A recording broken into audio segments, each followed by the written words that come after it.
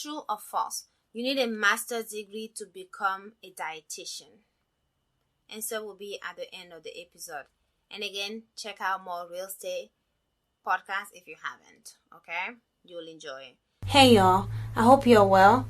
Welcome to another episode of Healthcare Boulevard. This is a podcast where we shine more light on healthcare, and our goal here is to provide more options to people looking to choose healthcare as a career path, regardless of their background. My name is Sena Kakpomo, and I am your host and creator here. I thank you for tuning in. I appreciate your support. Remember, you can tune in on YouTube or wherever you get your podcasts. Without further ado, let's get into today's episode.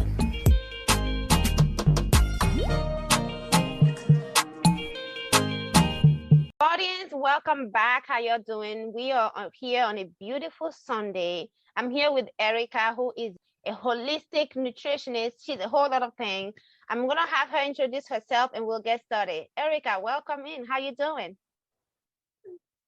Very well. Thank you so much for having me. I really appreciate it. Of course, you're very welcome. Now, tell us a little bit more about yourself. Absolutely. I'm a mom and I'm a stepmom. I am a former Spanish teacher. I taught Spanish for 3 years at the high school level, a counselor in a high school. I have my master's degree in counseling. And most recently, I'm a board certified holistic nutritionist. Wow. Okay. So let's dive into all of that. So you were a teacher. What got you into becoming a nutritionist after that? So teaching Spanish, actually, I fell into it. It was an accidental job. I had a minor in it in college. I really loved the culture, but I didn't expect to use it. But finding a position as a counselor in a high school, when I was looking about 13, 14 years ago, unless somebody left, there was a vacancy. It was pretty impossible to get that job. So I was substituting at a high school. They offered me the position and I did. I loved it. I did it for 3 years. And with counseling, I think as you get to know people, you hear a lot of their struggles. And there's just so many issues with body image. And I just have so many clients who have really, I hear the way that they talk to themselves, and you would never talk to a friend that way, but like we talk to ourselves this way all the time, and it wasn't until 2015, I ran the Boston Marathon. I was in my opinion, like athletically where I really wanted to be. I really enjoyed distance running and I found something that I loved.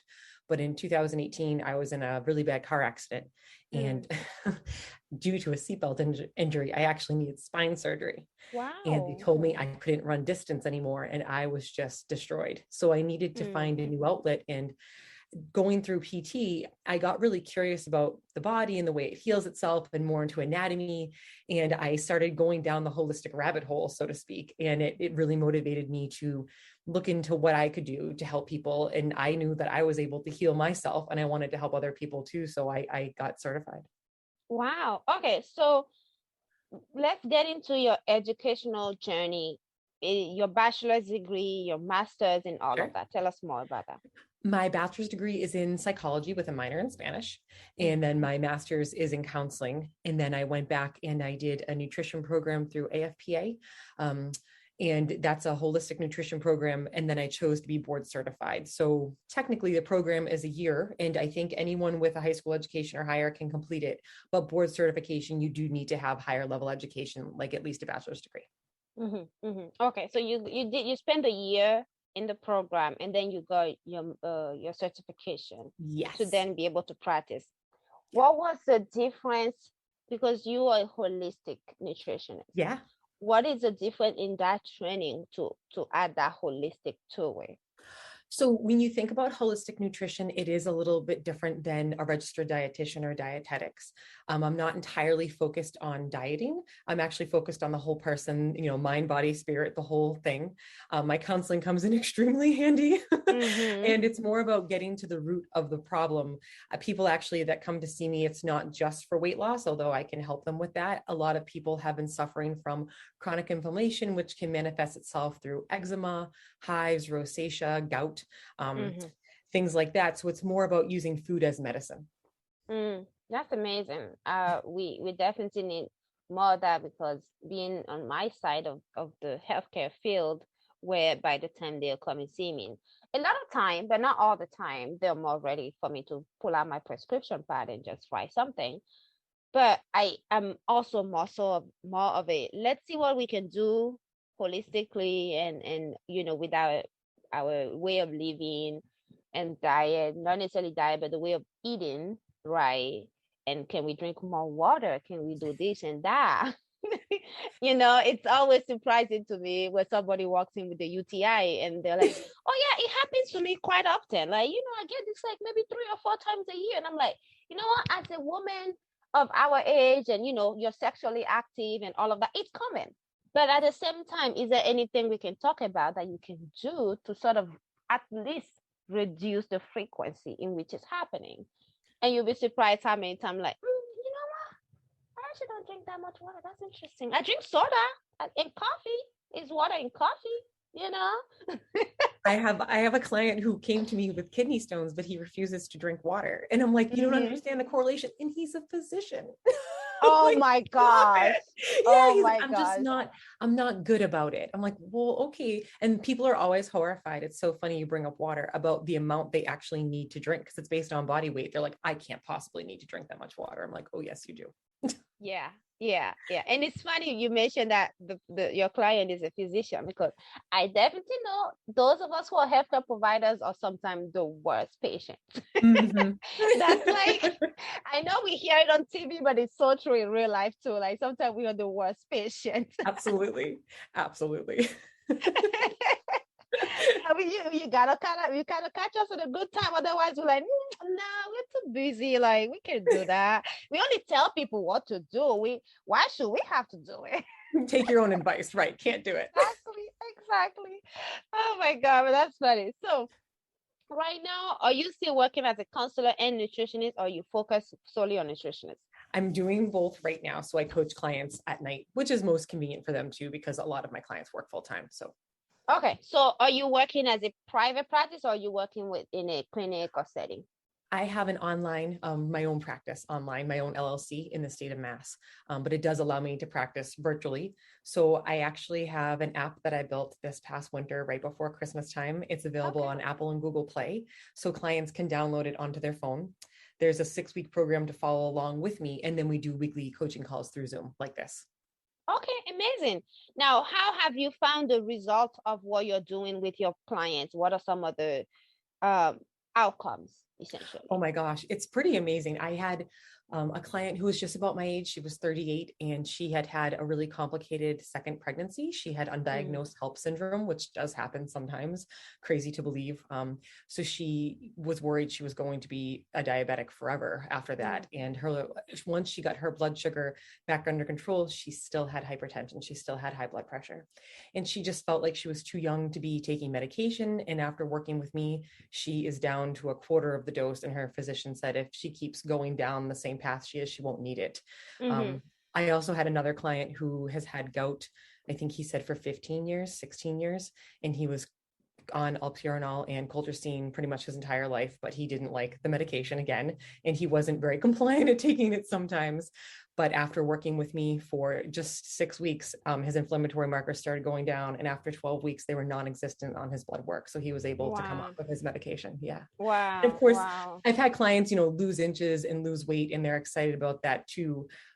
Which is, but it's like a result of, as you said before, proper nutrition. It just starts to happen when you start feeding your body what it needs. Yes, absolutely. Absolutely. I dig it, because sometimes medication is such a weird thing, because you sometimes see patients come in and they're like, oh, I've been on this hypertension medication for like 10 years, or I've been on this, statin, high cholesterol, hypercholesterolemia medication for like 10 years. I don't even remember which doctor gave it to me, And here's the thing. I've worked in urgent care, and I'm still working in urgent care and family setting, which is interesting. I didn't realize how much people use urgent care as let me just go get my medication refill, right? And then just refill the medication, and you will find them years later just on the same medication, but they're not sure whether they still even need it. So if you're on statin, for example, for hyperlipidemia, and you've been on this medication for 10 years, but you haven't gotten your blood checked for like 5 years, do you still need it? And sometimes these patients who are actually doing good with nutrition, they're like, oh yeah, I've lost like this many weight. I eat healthier now. But I mean, I'm still taking the medication. I'm like, that's great. But I want to see, do you even still need this medication?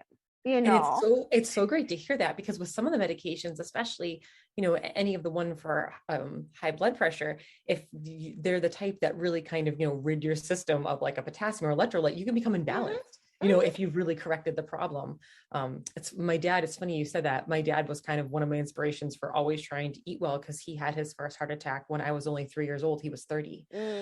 His dad had a bad beta rhythm, and they didn't know in the 1950s what that was. Right. He had a heart attack, and they were just told. My dad went on to have 2 more massive heart attacks, and he's 67 years old right now, and he's doing great, and he eats well, and he walks every day, and he's a big believer in, trying to reduce the medication and do what you need to do to be healthy. Yeah, absolutely. Absolutely. And I say so many times, like, medications are great when you need them. Yes. It's not something, I don't ever want to prescribe a medication and be like, all right, you'll be on it for a lifetime. Right. You can be, but you don't have to be, know? Right. So I'm very glad that that's out there, and more and more people are realizing that. And I am seeing more of my patients who are, oh, you know what? Is that something I can do before I get on the medication? And they're actually doing it. That's awesome. They come back, they're like, I'm walking, this many hours a day now, and I'm moving more. And I'm just like, oh my gosh, I feel like I'm a mom. I'm so proud of you right now. That's awesome, though. I know. I'm just so happy and proud to hear those patients doing what they can to, help their situation. Tell us then, what are some challenges you faced? Oh my goodness. So I think part of it is almost like deprogramming people. For some reason, they were really stuck in a diet mindset. And it's probably because of negative past experiences they've had with people, or, like I said, different things growing up, but they're always worried about counting calories or counting macros. So it's kind of having that talk where if you're shifting more towards a whole foods diet, you don't need to worry about that. It's really processed food in that revolution that the especially the United States went through, where the calorie counting mindset came in. And I think sometimes people I don't think they do it on purpose, but they're either forgetful or they don't realize it's important to tell me, oh, by the way, I'm taking this supplement, which can really affect a lot of things. They're kind of doing some stuff they got off Amazon or, an Instagram ad, and they kind of forget to mention that. And it does take a long time, I think, when you are working with clients and, with patients, for them to trust you. So they are too embarrassed to tell me about their eating habits and what's really happening. That they're, maybe they're casually eating M&Ms at work all day, and they don't, write, not that I make people write everything down, but I like to get an idea, at least of one day, an inventory of what an average day looks like. And they're worried about judgment, I think, and they have to understand, it's coming to you. It's a safe place. It's a judgment-free zone, and I want to help them. So the more I know, the more I'm actually able to help. Right. And that's totally true. There's this conception that if it wasn't prescribed by a doctor, then you don't have to put in your medication list. Yeah. Yeah. And some of the stuff is kind of wild. I'm like, oh, there can be a lot of bad side effects. Yeah. Yeah. There's definitely that conception. Now tell us, what is your work-life balance like? The type of work that I do, it is in every part of my life, really. So it's not too hard to find a balance, because if you're focusing on making a really good recipe that you want to share with clients, or I share with my social media following, I'm going to try it with my family too. So I kind of integrate that, and I've tried to be better about mindfulness and meditation, and even teaching our kids about it, which I think is important. My husband's a big believer in it too. So it's kind of my work is throughout my life, I guess. Yeah, that's amazing. Now, how are your kids with eating and things like that? So I have my 2 stepchildren are a little bit older. They're in their 20s, and they're funny. They're like, we want to do better, and sometimes I won't tell them like what it is or that it's vegan, and they eat it and they really like it. And I'm like, see, like, you don't have to think it's going to be like gross food. And my son, I'm pretty lucky because he's just not quite 9 yet. So he'll kind of eat anything right now. He's in a stage where he's always eaten what I've eaten, though. I've never been the type to be like, oh, we're going to make 2 dinners. So it's like, this is what's right. Right. Yeah. And when you start them early, then there's less pickiness, right? They don't have too Absolutely. many other variety of options to pick from. They're just being eating healthy since they're quick. Absolutely. But if he wants ice cream some night, how about, he's a kid, like, yeah, Hey, absolutely. Yeah. right, All about absolutely. Yeah, balance. instead of, but no, like eating chicken nuggets like 5 days a week. Correct. And not ice cream for dinner. Like, you have to have food in your belly first. Yeah. That's funny. That's one of my jokes with my husband, and I'm like, you know what? Definitely the kids are not gonna have ice cream for dinner or breakfast. He's like, and he's kidding, but he's like, why not? They're kids. Let them have it. I'm like, you're tripping. You are tripping. He always want to be like, you know what? You're too strict. I'm like, I'm not. I'm not. And we don't even have kids yet. That's the funny thing. You're like, we're disagreeing about our fictional children. You don't understand. Exactly. That's the funny. Now, what do you do for fun? I really love to write. I actually write for Elephant Journal and online publications. Sometimes I do a lot of short stories. I love working out. I'm lucky that that's something that's an outlet for me. And my husband and I are both journalists for a music magazine. So we volunteer. We take pictures so we can cover some of the concerts and stuff. I started learning the camera. I was originally just the writer, but he started teaching me the camera during COVID, and I really, really like it. So. Oh, that's amazing. No, what are some of the stuff you write about? Everything I've written for Elephant Journal is definitely my own life experience, or my interaction with other people. So I'm not a very good. I can definitely write factual things too, of course, but it tends to be things that are really emotional for me. And it's like a lot of writers have said it, and it's the funniest thing. When I need to write, and it doesn't take me long. But if I try to force it, I can't.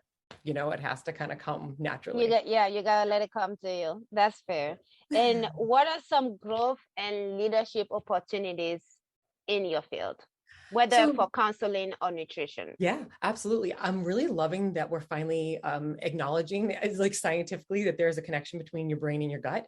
So I think there's going to be a lot more psychology coming into nutrition in the way that your neurological system really communicates. So it'd be kind of cool to go down that road. I think eventually. I do love, learning more and even continuing my education. So for me, it's kind of natural to want to dive into things that I think are interesting or up and coming. And what do you do to keep your education and knowledge up to date? The American Naturopathic Association is where I'm board certified. So they have a lot of different continuing education opportunities online. I'm actually doing one right now on plant-based sports nutrition, which is really fascinating because athletes, obviously require a little bit something different than most people, but there's a lot with autoimmune disease that I'm fascinated about too. Because I had struggled with chronic hives for so long. They were testing me for lupus. They had no idea what was going on. And it turned out it was most likely dietary. And when a gut imbalance, that was really doing it, which is crazy. So yeah, love learning about that. That's amazing. That's amazing. And any future goals or aspirations, professionally or personally? Yeah, honestly, I really love the holistic approach. I love partnering with physicians and with chiropractors and, that whole community, even chefs. There's a local restaurant, and I love that he does like farm to table, and he's really getting more into plant-based recipes. So I see myself partnering with him and doing some cool collaborations there. I don't want to say I want to be a career student because I know I've kind of changed paths so many times, but I wouldn't take ND off the table entirely. I wouldn't mind going back eventually and doing it. Shout out to you. Shout out to you. Okay. It would be a lot, but you know what? I don't know. Who knows? Right. If your heart is in it, then it is in it. I can you tell never you say never. You never say never. That is very true. My title being a physician assistant, a lot of time it's confused with medical assistant, right? Oh, no. And yeah, I know. Very different. And so we are more of a younger profession, and some people don't know about it. So a lot of time patients will be like, oh, you're a physician assistant, so when are you gonna finish your education and go to medical school? And I'm like, oh my gosh, well, I'm already done with my education. That's why I'm wearing this white coat and seeing you. I'm able to prescribe to you. And number two, I could go to medical school if I want to, but I don't want to. Right. Honestly, I've seen my PA. I don't think I've ever even met my primary care. All I see is the PA. If I ever have to go, like even for my annual physical, I think I've only ever met my PA. Yeah. So A lot of clinics are utilizing advanced practitioners right now, PAs and Ps, for obvious reason. We can do majority of the Do work all of that it. needs to be Yeah. done, and it costs a lot less to hire us than if that's to hire an MD. So it costs less to the patient, to the clinician, and I mean to the practice. So there's a lot more of that. People are more and more utilizing us and NPs right now, and I love to see it. I love to see it. But yeah, there's definitely that. Oh, interesting. When you go into medical school, I'm like, I really don't want to. Oh my goodness. I could, but I don't want to. And you have to remind yourself, you're like, they don't mean it in a bad way. It just comes across like, you're like, so I went to 7 years of school. Yeah, exactly. Exactly. Yeah, like, even it's funny, you know, people, because they think, you know, a counselor in a school setting is different. They're like, wait, so you need a master's degree? I'm like, yeah, it's a 60 credit master's. They're like, oh, really? I'm like, oh my gosh. Yeah. Yeah, almost as though like being able to see patients who are students or less, you know, less than being able to see non-student patients, right? Right. Yeah. But that's amazing. Now, before I let you go, tell us what can you give as an advice or word of encouragement for somebody who wants to either pursue a holistic nutrition or a counseling, because you are wearing both shoes.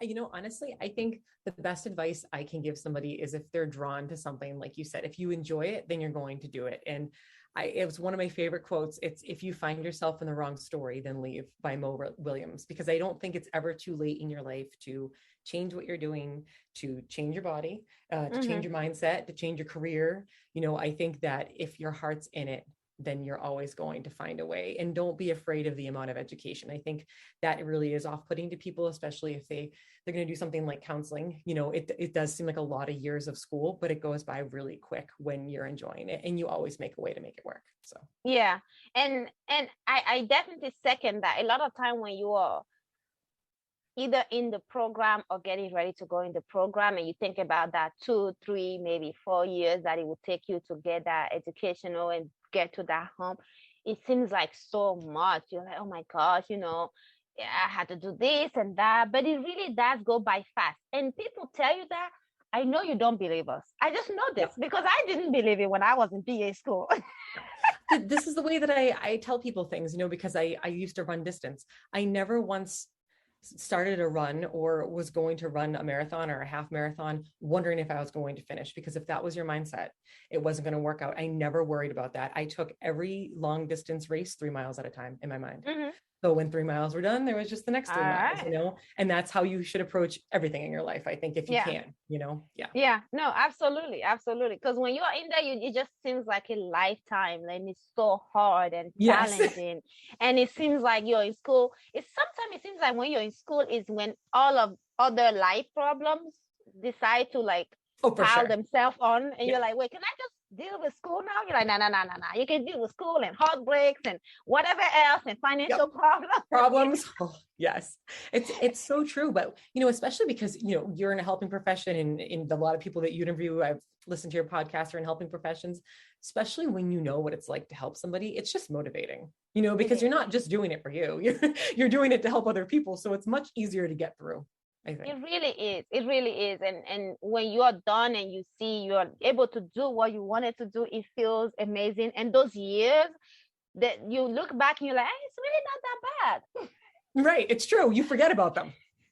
It's like, you know, I think about, because my son's going to be 9. I'm like, oh, I forgot about all those nights that he didn't sleep. Kind of, not entirely though. No. Not entirely, but kind of. Yes, exactly. Thank you so much, Erika. I appreciate you joining us. We had so much fun and shed some light onto holistic nutrition. And I'm going to put your information in the description when I publish this, so people can find you for their own nutritional journey, their own counseling, what have you, and even if it's to just mentor. Because I think you are a great force out here, as most of my guests are, and it will be amazing to put you out there and be a great resource for the health community. Thank you so much. Of course. You have a beautiful Sunday. You too. Thank you. Bye. Back for the answer. The answer is false. You do not need a master's degree to become a dietitian. You do, however, need a bachelor's degree to become a dietitian. Now, if you want to become a nutritionist, there are different ways of going about that, as you may have heard in previous episodes. Alrighty, ciao. Alright, that's all I have for you today. Thank you again for joining me. I appreciate you. Please subscribe, follow, like, comment, and share. And stay blessed.